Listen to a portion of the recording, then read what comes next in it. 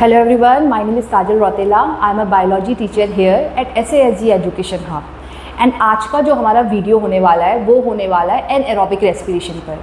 Last video में हमने बात की थी रेस्पिरेशन के बारे में। इसके अलावा हमने देखा था टाइप्स ऑफ रेस्पिरेशन का पहला पार्ट यानी एरोबिक रेस्पिरेशन हमने पूरा लास्ट वीडियो में कवर किया था। आज का वीडियो पूरा एनएरोबिक रेस्पिरेशन के ऊपर होने वाला है। तो हम लोग स्टार्ट करते हैं फ्रॉम एनएरोबिक रेस्पिरेशन से। तो एनएरोबिक रेस्पिरेशन क्या होता है? तो एनएरोबिक रेस्पिरेशन वो रेस्पिरेशन होता है जो ऑक्सीजन की एब्सेंस में होता है। It is the respiration which take place in the absence of oxygen. Anaerobic respiration जब होता है वहाँ पर ग्लूकोज का इनकम्प्लीट ब्रेकडाउन होता है, और जब ग्लूकोज का इनकम्प्लीट ब्रेकडाउन होता है तो उसके एंड में कम अमाउंट में एनर्जी जो है वो प्रोड्यूस होती है in the form of 2 molecules of ATP. तो आप देख सकते हो it take place in the absence of oxygen. Here incomplete breakdown of glucose molecule take place, less amount of energy is release, only 2 molecules of ATP produces different end products. इसके अलावा anaerobic respiration के end में जो हमें and products देखने को मिलेंगे they will be completely different from the end products जो हमें एरोबिक रेस्पिरेशन में देखने को मिले थे। और साथ में ये भी है कि एनएरोबिक रेस्पिरेशन के जो एंड प्रोडक्ट्स होते हैं वो डिपेंड करते हैं किस ऑर्गेनिज्म की बॉडी के अंदर वो चल रही है साइकिल, उसके हिसाब से अलग अलग एंड प्रोडक्ट्स जो हैं वो हमें देखने को मिलते हैं। एनएरोबिक रेस्पिरेशन हमें देखने को मिलता है ईस्ट सेल में, बैक्टीरियल सेल में, इवन जो हमारे एनिमल्स की मसल सेल्स होती है उनमें भी हमें एनएरोबिक रेस्पिरेशन जो है वो देखने को मिलता है। Anaerobic respiration is much less efficient than aerobic respiration. Anaerobic respiration को लेस एफिशिएंट माना जाता है as compare to aerobic respiration. क्यों माना जाता है? क्योंकि एनएरोबिक रेस्पिरेशन के एंड में हमें केवल 2 मॉलिक्यूल एटीपी के गेन होते हैं, जस्ट 2 मॉलिक्यूल्स ऑफ एटीपी। वहीं एरोबिक रेस्पिरेशन में हमने देखा था कि कैसे एक ग्लूकोज के मॉलिक्यूल के टूटने से हमें 38 मॉलिक्यूल्स एटीपी के मिल रहे थे, और यहाँ जस्ट 2 मॉलिक्यूल्स ऑफ एटीपी। तो आप डिफरेंस जो है वो देख सकते हो। अब सबसे पहले हम लोग हमारा जो एनएरोबिक रेस्पिरेशन है उसके टाइप्स देख लेते हैं। तो हमारे पास एनएरोबिक रेस्पिरेशन की 2 टाइप है। फर्स्ट वन इज, हमारे पास एनएरोबिक रेस्पिरेशन की 2 टाइप है। First is alcoholic fermentation and second is lactic acid fermentation. सबसे पहले हम बात करेंगे एल्कोहलिक फर्मेंटेशन के बारे में। तो एल्कोहलिक फर्मेंटेशन हमें देखने को मिलता है कुछ माइक्रो ऑर्गेनिजम्स में, जैसे जिसमें हमारा बैक्टीरिया आ जाता है और ईस्ट आ जाता है। तो इनके अंदर हम एल्कोहलिक फर्मेंटेशन देखते हैं। जब एल्कोहलिक फर्मेंटेशन ईस्ट में या बैक्टीरियल सेल में होता है तो वहाँ पर ग्लूकोज का इनकम्प्लीट ब्रेकडाउन होता है, जिसके एंड में हमें मिलता है इथेनॉल, साथ में मिलती है कार्बन डाइऑक्साइड, और हमें मिलते हैं 2 मॉलिक्यूल्स एटीपी के भी। तो एल्कोहलिक फर्मेंटेशन के एंड में हमें मिलता है ethanol, carbon dioxide and 2 molecules of ATP. वहीं जब लैक्टिक एसिड फर्मेंटेशन होता है तो सबसे पहले तो वो हमें देखने को मिलता है in the muscle cells of animals, जिसमें ह्यूमन बीइंग की मसल सेल्स भी आ जाते हैं। इसके अलावा कुछ बैक्टीरिया होते हैं जहाँ लैक्टिक एसिड फर्मेंटेशन का प्रोसेस हमें देखने को मिलता है। जब लैक्टिक एसिड फर्मेंटेशन का प्रोसेस होता है वहाँ पर ग्लूकोज का इनकम्प्लीट ब्रेकडाउन होता है, और साथ में हमें देखने को मिलता है लैक्टिक एसिड और 2 मॉलिक्यूल्स एटीपी के। तो हमने एल्कोहलिक और लैक्टिक एसिड फर्मेंटेशन का हमने थोड़ा इंट्रो देखा। अब हम सबसे पहले हम लोग देखेंगे एल्कोहलिक फर्मेंटेशन को।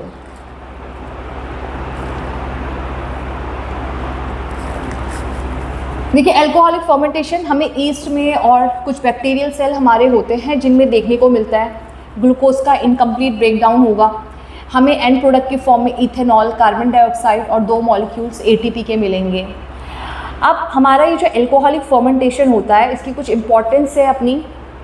एल्कोहलिक फर्मेंटेशन की हमें मेजर जो एप्लीकेशंस हैं वो देखने को मिलती है हमारी बेकिंग इंडस्ट्री में और ब्रूइंग इंडस्ट्री में। अब कैसे देखने को मिलती है? तो देखें, CO2 produced during alcoholic fermentation it makes the bread rice और डो राइस। देखिए, जब हमारे जो भी बेकरी प्रोडक्ट्स होते हैं, जैसे हम बात करते हैं ब्रेड की, ब्रेड को प्रिपेयर करने के लिए सबसे पहले हमें डो को तैयार करना पड़ता है। अब डो को प्रिपेयर करने के लिए we require 2 things, we require water and we require flour. तो हमें आटा या मैदा हम लेंगे और उसे पानी की हेल्प से हम लोग क्या कर लेते हैं, अच्छे से उसको हम लोग क्या करेंगे, डो की फॉर्म में तैयार कर देते हैं। अब जब हम ये कर लेते हैं तो अब हम इसमें क्या करेंगे, इस डो में हम फर्दर ऐड करते हैं ईस्ट।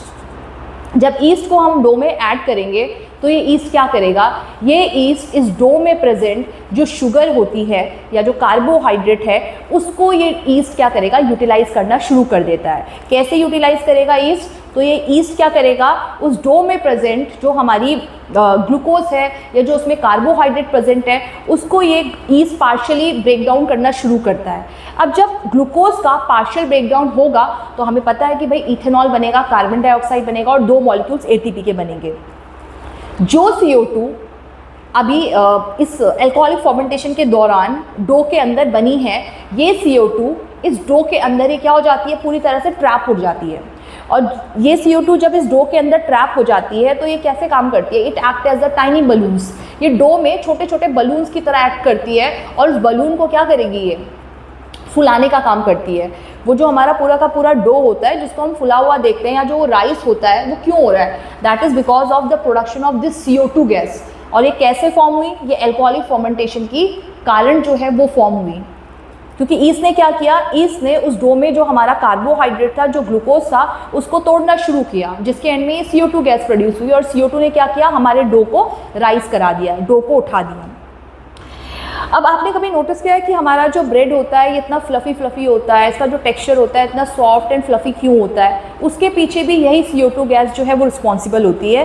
क्योंकि एक बार जब डो पूरा प्रिपेयर हो जाता है, अब इस डो को फर्दर जब हम क्या करेंगे, अब हमें इसे कुक करना है या बेक करना है। बेकिंग के दौरान क्या होगा, हीट के कारण ये जो CO2 गैस है जो अभी तक डो के अंदर पूरी ट्रैप थी, ये CO2 पहले एक्सपेंड होगी, एक्सपेंड होके ये वहाँ से रिलीज आउट हो जाती है। जब CO2 वहाँ से रिलीज आउट हो जाएगी तो ये उस जगह पे क्या छोड़ देगी, छोटे छोटे टाइनी होल्स जो है उनको छोड़ के जाएगी। अब ये टाइनी होल्स क्या करेंगे, ये जो टाइनी होल्स है ये हमें ब्रेड में भी दिखाई देते हैं एंड इन्हीं के कारण क्या होता है, ये जो CO2 यहाँ से रिलीज आउट हुई, इसी के कारण क्या हुआ, हमारा जो ब्रेड होता है वो इतना ज़्यादा फ्लफ़ी सॉफ्ट जो होता है, स्पंजी होता है टेक्सचर में, उसका कारण यही CO2 गैस है जो एल्कोहलिक फर्मेंटेशन के दौरान यहाँ से रिलीज आउट हुई है। एल्कोहलिक फर्मेंटेशन को ब्रूइंग इंडस्ट्री में भी बहुत ज़्यादा यूज़ किया जाता है। जितनी भी हमारी एल्कोहलिक बेवरेजेस बनती है उसमें पूरा का पूरा हमारा कंट्रीब्यूशन है किसका, एल्कोहलिक फर्मेंटेशन का। हम कह सकते हैं हमारी ये जो 2 सेक्टर्स हैं, बेकिंग इंडस्ट्री और हमारा जो ये ब्रूइंग इंडस्ट्री है, इसकी बैकबोन ही हमारी एल्कोहलिक फर्मेंटेशन है।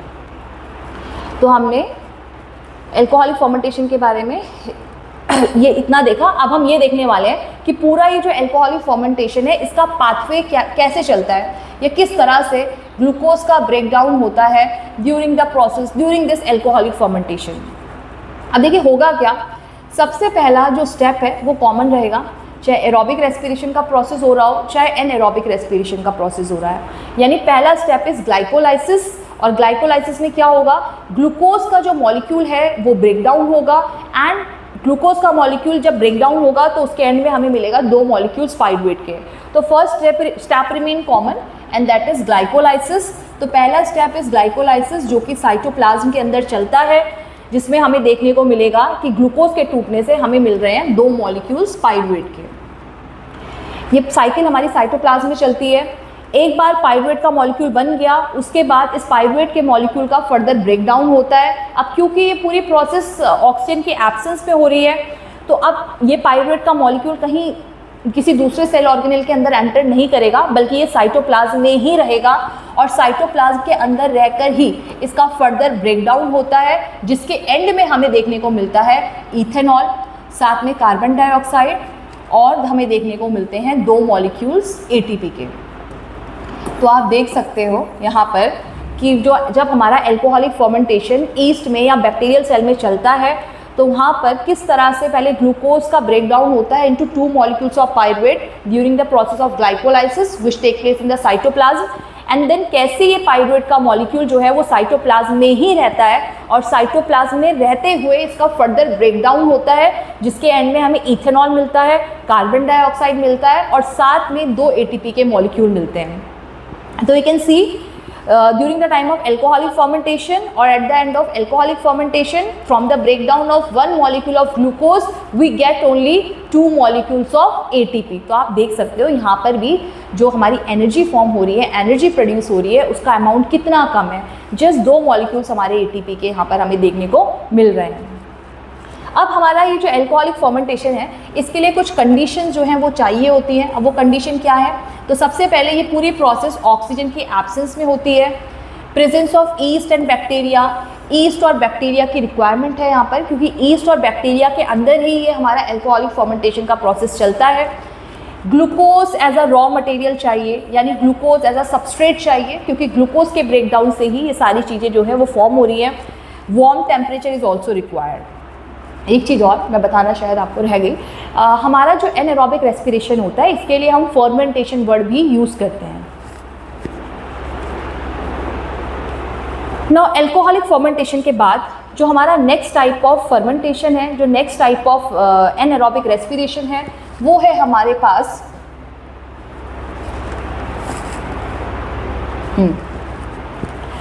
नाउ एल्कोहलिक फर्मेंटेशन के बाद अब बात जो हमारे पास next type of anaerobic respiration है, वो है हमारे पास लैक्टिक एसिड फर्मेंटेशन। तो हम लोग देखते हैं कि किस तरह से लैक्टिक एसिड फर्मेंटेशन का प्रोसेस होता है, किन ऑर्गेनिज्म की बॉडी के अंदर लैक्टिक एसिड फर्मेंटेशन का प्रोसेस चलता है और हमें एंड प्रोडक्ट की फॉर्म में क्या क्या ऑब्टेन होता है।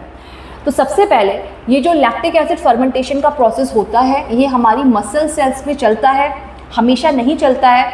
कुछ पर्टिकुलर कंडीशंस होती हैं बॉडी के अंदर अराइज, उस टाइम पे लैक्टिक एसिड फर्मेंटेशन का प्रोसेस जो है हम देखते हैं अपने मसल सेल्स के अंदर।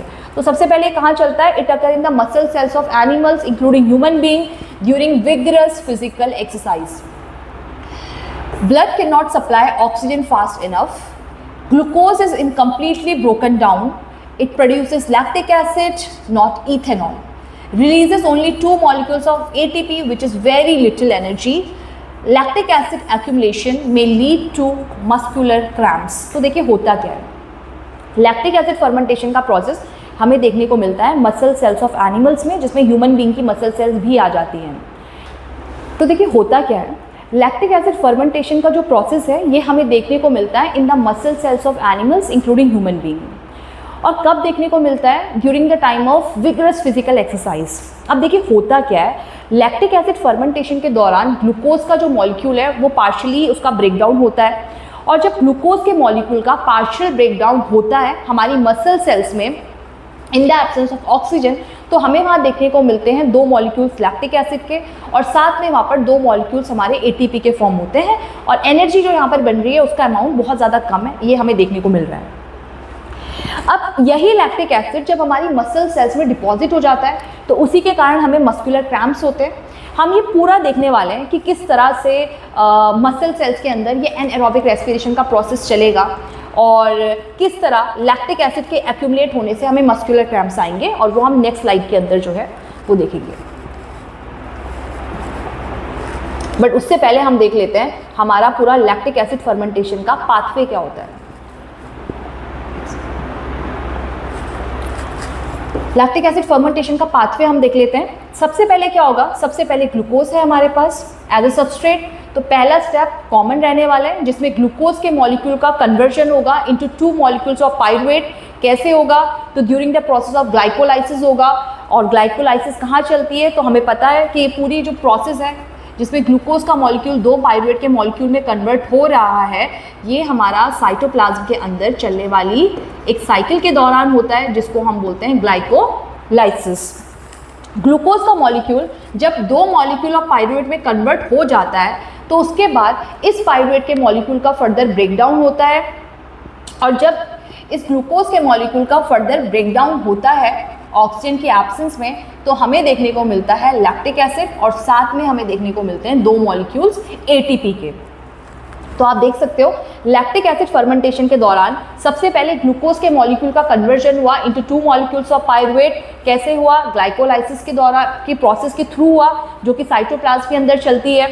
फर्दर ये पाइरूवेट के मॉलिक्यूल जो है इसका हम देखेंगे कि हम देख रहे हैं कि इसका फर्दर ब्रेकडाउन होता है जिसके एंड में हमें लैक्टिक एसिड मिलता है और 2 मॉलिक्यूल्स ATP के मिलते हैं। तो ये जो पूरा प्रोसेस है ये अगेन साइटोप्लाज्म के अंदर ही चलता है, चाहे हमारा एल्कोहलिक फर्मेंटेशन का प्रोसेस हो, चाहे हमारा लैक्टिक एसिड फर्मेंटेशन का प्रोसेस हो। आप देख सकते हो यहाँ पर कितना कम अमाउंट में एनर्जी जो है वो फॉर्म हो रही है, केवल 2 मॉलिक्यूल्स हमारे ATP के जो है यहाँ पर हमें मिल रहे हैं at the end of this lactic acid fermentation. अब हम लोग देख लेते हैं हमारा जो एल्कोहलिक फर्मेंटेशन है और लैक्टिक एसिड फर्मेंटेशन है उसके बीच में क्या डिफरेंस होता है। तो देखिए क्या है, सबसे पहले हम देखते हैं एंड प्रोडक्ट हमारे क्या क्या हमें मिल रहे हैं। एल्कोहलिक फर्मेंटेशन के एंड में हमें मिलता है इथेनॉल और हमें मिलता है कार्बन डाइऑक्साइड। वहीं लैक्टिक एसिड फर्मेंटेशन के एंड में हमें मिलता है लैक्टिक एसिड।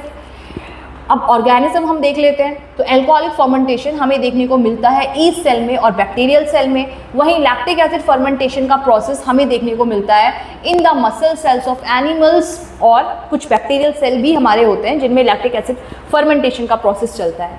ATP यील्ड की अगर हम बात करें तो एल्कोहलिक फर्मेंटेशन के एंड में भी हमें 2 ATP के मॉलिक्यूल मिल रहे हैं, वहीं लैक्टिक एसिड फर्मेंटेशन के एंड में भी हमें 2 ATP के मॉलिक्यूल ही मिल रहे होते हैं। अब हम ये देख लेते हैं कि हमारी बॉडी में ये लैक्टिक एसिड फर्मेंटेशन का प्रोसेस चलता कब है, कौन सी ऐसी कंडीशन अराइज होती है जिसके कारण हमारी बॉडी को मतलब एरोबिक रेस्पिरेशन को छोड़कर एनएरोबिक रेस्पिरेशन परफॉर्म करना पड़ता है। तो देखिए होता क्या है, व्हाई डू मसल क्रैम्प्स अकर।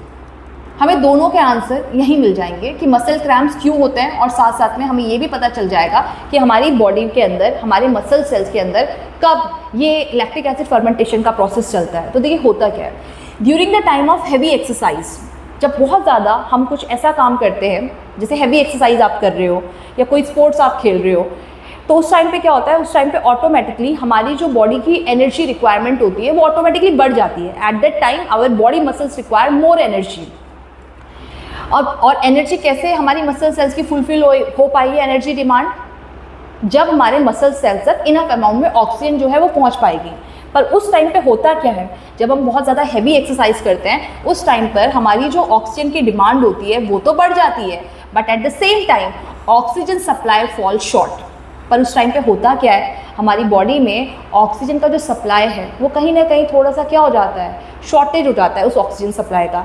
यानी जिस तेज़ी से हमारी मसल सेल्स ऑक्सीजन को यूज़ कर रही है उतनी तेज़ी से ऑक्सीजन का जो सप्लाई है वो हमारे मसल सेल्स तक नहीं हो पाता है। अब इस शॉर्टेज के कारण क्या होता है, इस शॉर्टेज के कारण होता ये है कि हमारी जो मसल सेल्स होती है वो एनएरोबिकली रिस्पायर करना शुरू करती हैं। यानी ऑक्सीजन की एब्सेंस में हमारी मसल सेल्स के अंदर एनएरोबिक रेस्पिरेशन का प्रोसेस जो है वो शुरू हो जाता है। अब जब मसल सेल्स एनएरोबिकली रिस्पायर करेंगी तो वहाँ पर ग्लूकोज का इनकम्प्लीट ब्रेकडाउन होगा, और जब ग्लूकोज का इनकम्प्लीट ब्रेकडाउन होगा तो वहाँ पर लैक्टिक एसिड का फॉर्मेशन होगा। अब जब यही लैक्टिक एसिड हमारी मसल सेल्स में डिपॉजिट हो जाता है तो इसी के कारण हमें क्या देखने को मिलता है, मस्कुलर क्रैम्प्स देखने को मिलते हैं। लैक्टिक एसिड के डिपॉजिशन के कारण हमें मसल क्रैम्प्स देखने को मिलता है, हमें अपनी मसल्स में बहुत ज़्यादा पेन एंड स्टिफनेस जो है वो फील होती है। अब इस मसल क्रैम्प से रिलीफ पाने के लिए हमें क्या करना है, इसके लिए रेमेडी क्या है, तो ये हम रेमेडी देख लेते हैं। हमें रेस्ट लेना है, इसके अलावा आपको डीप ब्रीथ इन ब्रीथ आउट करना है, आप हॉट वाटर मसाज ले सकते हो। ये सब करने से आपका जो ब्लड सर्कुलेशन है वो इम्प्रूव होता है, और एक बार आपका ब्लड सर्कुलेशन जब इम्प्रूव हो जाता है तो ऑक्सीजन जो है आपके मसल सेल्स तक पहुंच जाती है, और ये जो लैक्टिक एसिड आपकी मसल्स में डिपॉजिट हुआ है धीरे धीरे इसका जो रिमूवल होता है ये शुरू हो जाता है, एंड आपको जो है इस पेन से रिलीफ मिल जाता है और बैक टू नॉर्मल सारी चीज़ें आ जाती हैं। तो हमने देखा किस तरह से हमारे मसल सेल्स के अंदर ऐसी कौन सी कंडीशन होती है जब हमारे मसल सेल्स के अंदर लैक्टिक एसिड फर्मेंटेशन का प्रोसेस चलता है, और उसके एंड में किस तरह से लैक्टिक एसिड के डिपॉजिशन के कारण, एक्यूमुलेशन के कारण हमें मसल क्रैम्प्स जो हैं वो देखने को मिलते हैं। अब हम एरोबिक और एनएरोबिक रेस्पिरेशन के बीच में डिफरेंस देख लेते हैं, क्योंकि हमारा जो एरोबिक वाला पार्ट है वो हमने पूरा कवर पहले ही वीडियो में कर लिया था, और एनएरोबिक रेस्पिरेशन के जो टाइप्स हैं वो हमने इस वीडियो में कवर किए हैं। तो लास्ट हमारे पास एरोबिक और एनएरोबिक रेस्पिरेशन के बीच में डिफरेंस बचता है, तो उसको भी हम लोग देख लेते हैं। सबसे पहले on the basis of oxygen requirement, तो इस बेसिस पर हम देखते हैं कैसे एरोबिक और एनारोबिक रेस्पिरेशन डिफर करते हैं एक दूसरे से। तो सबसे पहले एरोबिक रेस्पिरेशन का प्रोसेस जो है वो ऑक्सीजन के प्रेजेंट में होता है, वहीं एनारोबिक रेस्पिरेशन का प्रोसेस हमारा ऑक्सीजन के एब्सेंस में होता है। एरोबिक रेस्पिरेशन के दौरान ग्लूकोज का कंप्लीट ब्रेकडाउन होता है, वहीं एनारोबिक रेस्पिरेशन के दौरान हमारे ग्लूकोज के मॉलिक्यूल का इनकम्प्लीट ब्रेकडाउन होता है। एरोबिक रेस्पिरेशन के एंड में 36 टू 38 मॉलिक्यूल्स जो हमारे एटीपी के हैं वो हमें मिलते हैं, वहीं एनारोबिक रेस्पिरेशन के एंड में just 2 molecules of ATP will be formed. Aerobic respiration के जो एंड प्रोडक्ट्स हैं they are CO2 and water, वहीं एनारोबिक रेस्पिरेशन के जो एंड प्रोडक्ट्स हैं they are ethanol, carbon dioxide in case of bacterial cell and yeast cell, वहीं lactic acid in case of muscle cells of animals. अगर हम site की बात करें तो एरोबिक रेस्पिरेशन का जो साइट है यानी जो कंप्लीट ब्रेकडाउन हमारे ग्लूकोज का ऑक्सीजन की प्रेजेंस में होता है वो होता है इन द माइटोकॉन्ड्रिया, वहीं एनारोबिक रेस्पिरेशन का जो पूरा प्रोसेस है ये पूरा जो प्रोसेस है वो कंप्लीट होता है in the cytoplasm of the cell. Efficiency की बात करें तो एरोबिक रेस्पिरेशन ज़्यादा एफिशिएंट है क्योंकि उसके एंड में हमें ज़्यादा मॉलिक्यूल एटीपी के मिल रहे हैं, वहीं एनारोबिक रेस्पिरेशन लेस एफिशिएंट है क्योंकि उसके एंड में हमें कम अमाउंट में जो एनर्जी है वो ऑब्टेन हो रही है। एग्जाम्पल की बात करें एरोबिक रेस्पिरेशन के तो ह्यूमंस में, एनिमल्स में, प्लांट्स में हमें एरोबिक रेस्पिरेशन देखने को मिलता है, वहीं अगर हम बात करें एनारोबिक रेस्पिरेशन की तो ये हमें देखने को मिलता है हमारे कुछ माइक्रोब्स में जैसे ईस्ट में, बैक्टीरियल सेल में, इसके अलावा मसल सेल्स ऑफ एनिमल्स में इंक्लूडिंग ह्यूमन बीइंग्स। तो हमने एरोबिक और एनारोबिक रेस्पिरेशन के बीच में डिफरेंस भी देख लिया है। तो हमारा ये जो पूरा टॉपिक है रेस्पिरेशन एंड इट्स टाइप ये हमारा पूरा कंप्लीट हो चुका है। हमने एरोबिक और एनारोबिक रेस्पिरेशन को डिटेल में देखा किस तरह एरोबिक और एनारोबिक रेस्पिरेशन का पूरा प्रोसेस होता है। और इस वीडियो के लिए इतना ही। नेक्स्ट जो हमारा वीडियो होगा उसमें हम ह्यूमन रेस्पिरेटरी सिस्टम को देखने वाले हैं। And that's all for this video. Thank you.